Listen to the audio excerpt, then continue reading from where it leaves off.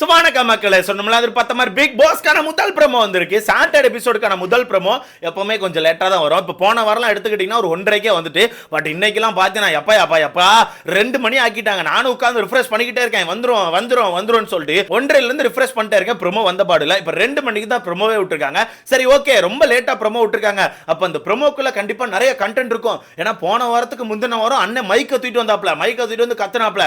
போன வாரம் ரெட் கலர்ல காடை தூக்கிட்டு வந்தாப்ல. அது காடுல கட்ட, பட் இருந்தாலும் தூக்கிட்டு வந்து நம்மள வந்து ஒரு மாதிரி ஹைப் பண்ணி விட்டாங்க. அப்ப இந்த வாரம் அண்ணன் என்னத்தை தூக்கிட்டு வர போறான்னு தெரியலையே. ஏதாச்சும் வித்தியாசமா தூக்கிட்டு வந்து நம்மள ஹைப் பண்ணுவாங்கன்னு பார்த்தா அண்ணன் வெறுமணிக்கு கை ஆட்டிட்டு நடந்து வந்திருக்காரு ப்ரோ. இன்னும் எதையா தூக்கிட்டு வானா, நீ எதையா தூக்கிட்டு வந்தாதான் எங்களுக்கு ஹைப்பாவே இருக்கும். அந்த அண்ணன் எதுவுமே இல்லாம வந்திருக்காப்ல. பட் நிறைய கண்டென்ட் பேச போறாங்கன்னு எனக்கு தோணுது. ஏன்னா பின்னாடி இருக்க அந்த தீமு சைட்ல பாத்தீங்கன்னா ஐ லோகோ எல்லாம் உட்கார்ந்துருக்கு. சீசன் 9க்கான ஐ லோகோ சைட்ல உட்கார வச்சிருக்காங்க. சோ இதெல்லாம் வச்சு பார்க்கும்போது எனக்கு தெரிஞ்சு வீட்டுக்குள்ள ஒரு குடும்பத்துக்கு மானங்கட்ட அடி உள்ள போதுன்னு எனக்கு தோணுது. ஏன்னா எனக்கு அப்படிதான் ஃபீல் ஆகுது. இந்த குடும்பத்தை இன்னைக்கு வச்சு பிரிச்சு மேய போறாங்கன்னு சொல்லி தோணுது. ஏன்னா அந்த மாதிரி விஷயங்களை தான் அண்ணன் வந்து ப்ரோமோலையும் பேசியிருக்காங்க. என்னென்ன விஷயங்களை பேசியிருக்காங்க, யார் யாருக்கு இன்னைக்கு அடி உள்ள வாய்ப்பு இருக்கு, எல்லா விஷயத்தையும் மொத்தமா பார்த்துடலாம். ஸோ வீடியோக்குள்ள போறதுக்கு முன்னாடி மறக்காம இந்த வீடியோ லைக் பண்ணி சேனலை சப்ஸ்கிரைப் பண்ணிக்கோங்க. நீங்க போடுற ஒவ்வொரு லைக் வந்தா நம்ம வீடியோ இன்னொரு 10 பேருக்கு சஜஸ்ட் பண்ணோம். ஸோ முடிஞ்ச அளவுக்கு லைக்கை போட்டு சேனலை சப்ஸ்கிரைப் பண்ணிக்கோங்க. நான் காலையிலே சொல்லியிருந்தேன், இந்த ஐலோகோ மேட்டரை கண்டிப்பா கேட்பாங்க.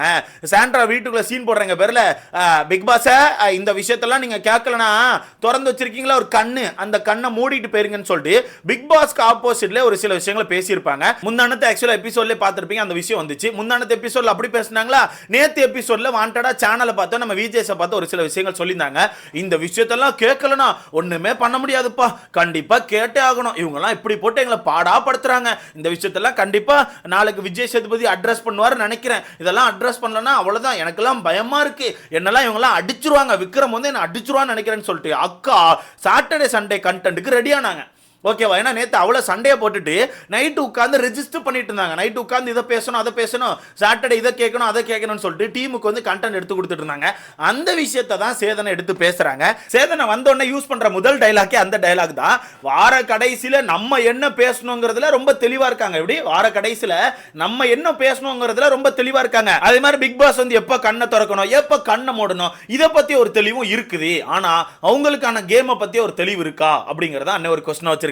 இதுல அண்ணன் ஸ்டார்டிங் கேட்கறது என்னது, வார கடைசியில நம்ம என்ன பேசணும் அப்படிங்கறதுல ரொம்ப தெளிவா இருக்காங்க. ஏன்னா நேத்தெல்லாம் உட்கார்ந்து பாத்தீங்கன்னா சாண்ட்ரா வந்து ஃபுல்லா ரெஜிஸ்டர் பண்ணிட்டே இருந்தாங்க. நைட் எல்லா சண்டையும் போட்டு முடிச்சு வாண்டடா மைக்ல ரெஜிஸ்டர் பண்றாங்களா. என்ன சொல்றாங்கன்னா, இதெல்லாம் கண்டிப்பா சேதனை கேட்கணும், சேது மட்டும் இதெல்லாம் கேட்கலன்னா எனக்கெல்லாம் கஷ்டம், எனக்கெல்லாம் பயமா இருக்கு. ஏன்னா இவங்க எல்லாருமே என்ன டார்கெட் பண்ணி அடிச்சிட்டு இருக்காங்க. நானும் திவ்யாவும் இந்த வீட்டுல இருக்க கூடாதுன்னு நினைக்கிறாங்க. எங்களை மட்டும் டார்கெட் பண்ணி அடிச்சுக்கிட்டே இருக்காங்க. நாங்க வந்து இப்ப அழணும், எங்களை அழ வைக்கிறதுக்கு தான் இவ்வளவு விஷயத்த பண்ணிட்டு இருக்காங்க. கண்டிப்பா சாட்டர்டே சண்டே இந்த இதை அட்ரஸ் பண்ணணும், அட்ரஸ் பண்ணலன்னா எனக்குலாம் அவ்வளவுதான் கஷ்டம், விக்ரம்லாம் என்ன அடிச்சிருவான்னு சொல்லி தோணுது. ஏன்னா அவன் வர்றதே ஒரு மாதிரி வாரான், எனக்குலாம் ரொம்ப பயமா இருக்கு.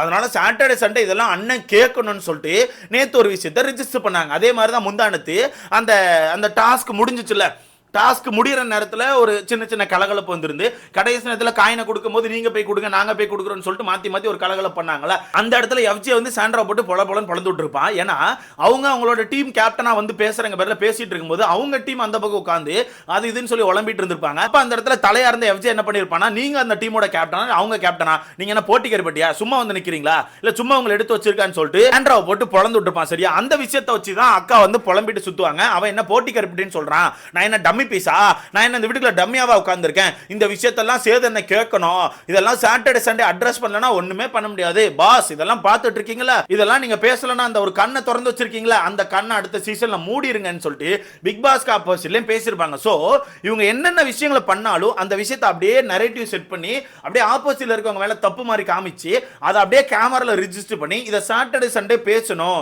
இதை சாட்டர்டே சண்டே பேசணும், இதை கண்டிப்பா பேசி ஆகணும்னு சொல்லிட்டு அவங்களே கேமரால ரிஜிஸ்டர் பண்ணி சுத்துறாங்க. அதை தான் அண்ணன் எடுத்து பேசுறாப்ல. இவ்வளவு தெளிவு இருக்கு, ஆனா அவங்களுக்கு என்ன கேம்ல தெளிவு இல்லைன்னு சொல்லிட்டு அடுத்ததா தான் அண்ணன் அந்த லைனை யூஸ் பண்ணிருப்பாங்க. சரிங்க, எல்லாத்துலயுமே தெளிவா இருக்கீங்க, உங்களுக்கான ஆட்டத்தை பத்தி சொல்லுங்க அப்படின்னு கேட்டா அதுல தெளிவு இல்ல, உங்களுக்கான ஆட்டத்துல தெளிவு இல்லைன்னு சொல்லி சொல்றாங்க. ஏன்னா இப்ப வீட்டுக்கு புதுசா வந்திருக்க அந்த வைல்ட் கார்டுல இந்த 3 பேர் என்ன பண்றாங்கன்னு புரிய மாட்டேங்குது ப்ரோ.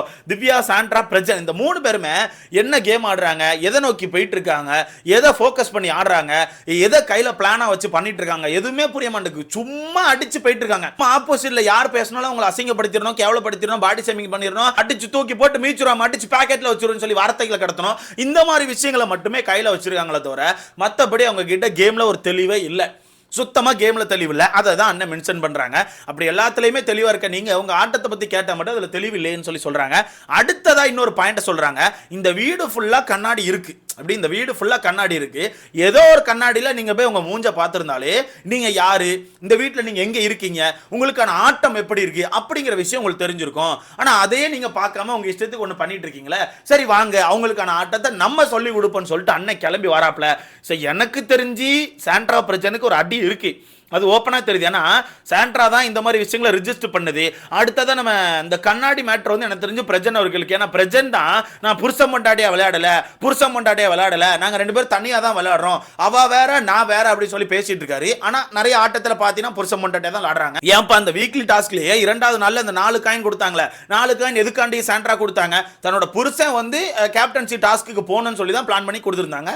அதை அவங்க வாயாலே பல இடத்துல மென்ஷன் கூட பண்ணியிருந்தாங்க. கடைசி நாள் கூட அவங்க நினைச்சு கூட வருத்தப்படாம என்ன சொன்னாங்கன்னா, சரி பரவாயில்ல விடுங்க, நம்ம எதிர்பார்த்தால் தான் இந்த கேப்டன்சி டாஸ்க்குள்ள போயிட்டாங்கல்ல, அப்புறம் என்ன பாத்துக்கலாம், அடுத்த வாரம் நம்ம வச்சு செஞ்சுக்கலாம்னு சொல்லிட்டு அவங்க அந்த இடத்துல கூட தன்னோட புருஷனுக்கு மட்டும் தான் சப்போர்ட் பண்ணி பேசினாங்க. ஏங்க அந்த டாஸ்க் நடந்த முதல் நாள் பிரஜன் அவர்களுக்கு தான் பெஸ்ட் பெர்ஃபார்மன்ஸ் சொல்லி கொடுத்திருப்பாங்க. அது ஞாபகம் இருக்கா? பிரஜன் இந்த வீட்டுல ஒரு இலவையும் கிளிக்கல, ஒண்ணுமே பெர்ஃபார்ம் பண்ணல, காமெடி பண்ணல, ஒண்ணும் பண்ணல, சும்மா சுத்திட்டு இருந்தார். ஆனா பிரஜன் தான் பெஸ்ட் பெர்ஃபார்மன்ஸ் சொல்லிட்டு நம்ம அக்கா உட்காந்து ரம்யா மண்டையை கழுவி கொடுத்தாங்க. சோ இந்த மாதிரி புருஷனுக்கு சப்போர்ட் பண்ணி பல இடங்கள்ல அக்கா கேம் ஆடிட்டு இருக்காங்க, பல இடங்கள்ல கேம் ஆடிட்டு இருக்காங்க. ஓப்பனாவே சொல்லியிருக்காங்க. அதே மாதிரி தான் நம்ம பிரஜனுமே பொண்டாட்டிக்கு ஒண்ணுனா நான் வந்து நிப்பேன்னு சொல்லி அவரே ஓப்பனா சொல்றாரு. அவளுக்கு ஏதாவது ஒண்ணுனா என்ன பாப்பீங்க, உண்மையான பிரஜனை பாப்பீங்கன்னு சொல்லி அவரே டயலாக் விட்டுருக்காரு. விட்டுட்டு வீட்டுக்குள்ள கேட்டா மட்டும் கோவப்பட்டு செஞ்சிருவேன், காலி பண்ணிடுவேன்னு சொல்லிட்டு இருக்காரு. ஸோ இந்த டாபிக் எல்லாம் தான் வச்சு இன்னைக்கு செய்ய போறாங்க. ஸோ எனக்கு தெரிஞ்சு சம்பவம் இருக்கும். ஆனா அண்ணன் பேச்சுல கொஞ்சம் தடுமாற்றம் இருந்த மாதிரி எனக்கு ஃபீல் ஆகுது, லைட்டா ஃபீல் ஆகுது கைஸ். மேபி மச்சான் என்ன மச்சான், ஏன் மச்சான் இப்படி பண்ற, சாட்டை பண்ணாத மச்சான், சாட்டை பண்ணாம உட்காரு மச்சான், இப்படி பண்ணாத மச்சான், சரியா மச்சான் அப்படின்னு சொல்லிட்டு பேசிட்டு விட்டுருவாங்களோன்னு எனக்கு தோணுது ப்ரோ. எனக்கு அப்படிதான் ஃபீல் ஆகுது. அண்ணன் வந்து மச்சான் மேல இருக்க பாசத்துல பேசிட்டு விட்டுருவாங்களோன்னு சொல்லி தோணுது. ஸோ வெயிட் பண்ணி பார்க்கலாம். பட் நம்ம காட்டுவோன்னு சொல்லி கிளம்புறாங்க. அண்ணன் வந்து ஒரு காட்டுவாப்பல நம்புறேன். ஏன்னா பிக் பாஸ் எல்லாம் அவமதிச்சு பேசியிருக்காங்க. பிக் பாஸ்க்கு மரியாதையே கொடுக்க மாட்டேங்காங்க. எந்த விஷயத்துலையுமே பிக் பாஸ்க்கு மரியாதை இல்லை. பிக் பாஸ் ஒரு ரூமுக்குள்ள போங்கன்னு சொன்னாலும் போக மாட்டேங்காங்க, ஜெயிலுக்குள்ள போங்கன்னு சொன்னாலும் போக மாட்டேங்காங்க, அந்த வேலையை பாருங்கன்னு சொன்னாலும் பார்க்க மாட்டேங்காங்க. எதுலையுமே பிக் பாஸ்க்கு மரியாதை கொடுக்கல. முக்கியமாக சாண்ட்ரா திவ்யா ரொம்ப ஒஸ்டா போயிட்டு இருக்காங்க. திவ்யா மட்டும் சாண்ட்ரா விட்டு தள்ளி வந்துட்டாங்கன்னா திவ்யாக்கான கிராஃப் பயங்கரமாக மேலே போகும். ஏன்னா சாண்ட்ராக்கான கேம் வந்து ரொம்ப அக்லி கேமாக இருக்குது, ரொம்ப கன்றாவியான ஒரு கேமை போட்டுட்டு இருக்காங்க. இதுக்கு பார்வே பரவாயில்லன்னு சொல்ல வைக்கிறாங்க. அந்த அளவுக்கு இந்த வீட்டுக்குள்ள மோசமான கேமை போட்டுட்டு இருக்காங்க. ஸோ எனக்கு தெரிஞ்சு இன்னைக்கு நல்லா அட்ரஸ் பண்ணுவாங்கன்னு எனக்கு தோணுது. பட் ஒரு சைடு யோசிக்கும் போது அண்ணன்ட்ட ஒரு ஒரு ஒரு சுறுசுறுப்பு இல்லாத மாதிரியும் ஃபீல் ஆகுது. மேபி அண்ணன் ஏதாச்சும் ஊருக்கு போயிட்டு வந்திருப்பாங்களா, இல்லை ஏதாச்சும் மூவி ஷூட்ல இருந்து கிளம்பி வந்திருப்பாங்களான்னு தெரியல. ஸோ வெயிட் பண்ணி பார்க்கலாம் என்ன நடக்குன்னு சொல்லிட்டு. பட் இன்னைக்கு கண்டிப்பாக சாண்ட்ராக்கு அடி இருக்கும், அதனால உறுதியாக சொல்ல முடியும். ஏன்னா அண்ணன் ஐலோகா கொண்டு சைடில் வச்சுட்டாப்ல, எடிட்டிங்கில் ஐலோகோ கொண்டு வச்சாச்சு அந்த சேர்ல. நீ என்னப்பா ஐலோகோ பற்றியா கிண்டலா பேசுகிற, ஹீரோ ஒன்று போட்டு வெளுக்கிறேன்னு சொல்லிட்டு ஐலோகோ கொண்டு வச்சிருக்காங்க. அதுலேருந்து எனக்கு தெரிஞ்சு போச்சு சாண்ட்ராவை புழக்க போகிறாங்கன்னு சொல்லிட்டு. பட் பிரஜன்னா எப்படி இதாவான்னு தெரியல. ஏன்னா ஒன்னொரு எபிசோடில் பிரஜனை நல்லா காப்பாற்றினாங்க. ஒன்னொரு எபிசோட்ல பிரஜன் சாண்ட்ரா பேசின நிறைய விஷயங்களை கட் பண்ணி தான் போட்டுருந்தாங்க. லைவ் பார்த்தவங்க மட்டும் தான் தெரியும் சாண்ட்ரா பிரஜன் இருக்கிற ரொம்ப கேவலமான வேலைகளை பார்த்தாங்கன்னு சொல்லிட்டு. ஒன்னொரு எபிசோட் பார்த்தவங்களுக்கு தெரியாது. ஸோ அந்த வகையில் எப்படி கொண்டு வர போறாங்க, எப்படி பேச போறாங்கன்னு தெரியல. ஸோ வெயிட் பண்ணி பார்க்கலாம். ஸோ நீங்க சொல்லுங்க இன்னைக்கான எபிசோட் மேல உங்களுக்கு எப்படி நம்பிக்கை இருக்கு, அண்ணன் அடிச்சு பறக்க விடுவாங்களா? ஸோ இதை பத்தி உங்களுக்கான கருத்தை மறக்காம கமெண்ட்ல போடுங்க.